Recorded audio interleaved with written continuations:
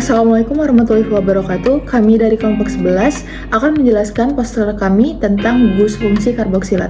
Perkenalkan, nama saya Alia Harisa Putri dengan NPM 24180311051. Nama saya Jeffy Agnes Putri dengan NPM 24180311048. Perkenalkan, nama saya Valeri Mutia Azaria Romantik dengan NPM 24180311049. Perkenalkan, nama saya Syafira Naila Sofa dengan NPM 24180311052. Perkenalkan, nama saya Muhammad Fikri Satriawan Denhas dengan NPM 24180311064. Halo semuanya, di sini saya akan menjelaskan tentang asam karboksilat, salah satu senyawa organik penting dalam kimia.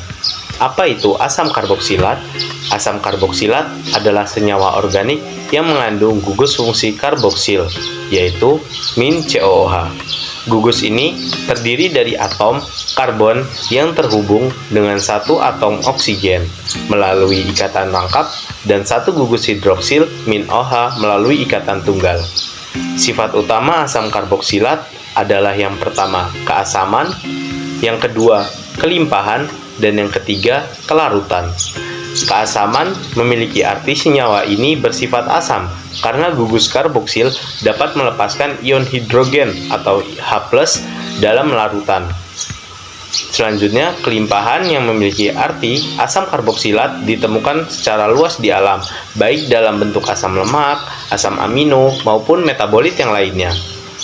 Yang selanjutnya, kelarutan memiliki arti asam karboksilat dengan rantai yang pendek larut dalam air, tetapi kelarutannya berkurang ketika pada rantai yang lebih panjang. Sebagai contoh, asam asetat adalah salah satu asam karboksilat yang banyak digunakan dalam kehidupan sehari-hari, terutama sebagai komponen utama dalam cuka. Sifat fisika asam karboksilat. Yang pertama, wujud fisik. Suku rendah, karbon kurang dari sama dengan 4, berwujud cair encer seperti asam asetat. Suku menengah, karbon 5-9, berwujud cair kental. Suku tinggi, karbon lebih dari sama dengan 10, berwujud padat dan tidak larut dalam air. Contohnya asam stearat. Kedua, titik didih dan titik lebur. Relatif tinggi karena adanya ikatan hidrogen antar molekul yang lebih kuat dibandingkan alkohol. Hal ini membuat asam karboksilat memerlukan energi lebih besar untuk menguap atau melebur. Yang ketiga, kelarutan. Suku rendah, larut dalam air karena dapat membentuk ikatan hidrogen dengan molekul air. Suku tinggi, sukar larut karena rantai akil yang panjang bersifat hidrofobik. 4. Daya hantar listrik. Asam karboksilat merupakan elektrolit lemah karena hanya sebagian molekulnya yang terionisasi dalam air menjadi ion R, COO- dan H+. Selanjutnya ada sifat kimia dari asam karboksilat. Asam karboksilat memiliki struktur khas dengan gugus fungsional COOH yang terdiri dari karbon, oksigen, dan hidrogen. Atom karbon dalam gugus karboksil ini juga dapat berikatan dengan rantai hidrokarbon panjang yang akan mempengaruhi sifat kimia dari asam tersebut. Dan asam karboksilat merupakan salah satu kelompok senyawa organik dengan karakteristik yang menarik. Meskipun bersifat sebagai asam lemah, sifat asam dari karboksilat tetap lebih kuat dibandingkan kelompok senyawa organik lainnya. Atom karboksilat memberikan kemampuan asam ini dengan melepas ion H atau proton dalam larutan yang membuatnya lebih asam. Selain itu, seiring dengan penambahan atom karbon, kelarutan asam karboksilat dalam air dapat berubah. Misalnya, asam karboksilat dengan lebih dari 6 atom karbon sedikit larut dalam air, sedangkan garam karboksilat dari logam alkali sangat larut dalam air. Selanjutnya ada pemanfaatan dan 5 contoh produk. Yang pertama itu ada asam asetat, CH3COOH. Bahan utamanya cuka, digunakan dalam industri makanan sebagai pengawet. Dan yang kedua ada asam benzoat, C6H5COOH, yaitu pengawet makanan dan minuman untuk mencegah pertumbuhan mikroorganisme. Yang ketiga ada asam sitrat, C6H8O7, yaitu sebagai pengatur keasaman dalam minuman ringan dan makanan olahan. Selanjutnya ada asam stearat, C18H36O2, yaitu bahan dalam sabun, lilin, dan kosmetik sebagai pengemulsi. Yang kelima ada asam salisilat, C7H6O3, yaitu komponen obat jerawat dan bahan baku aspirin.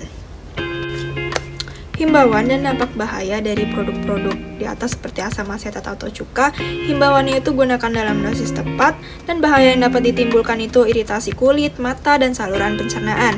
Yang kedua, asam benzoat, pengawet, himbauannya sesuaikan dengan dosis aman, dan bahaya yang dapat ditimbulkan adalah reaksi alergi, iritasi pencernaan. Ketiga, ada asam sitrat, yaitu sebagai pengatur keasaman, himbauannya menggunakan sesuai batas aman, bahayanya dapat menyebabkan iritasi mulut, tenggorokan, dan gigi.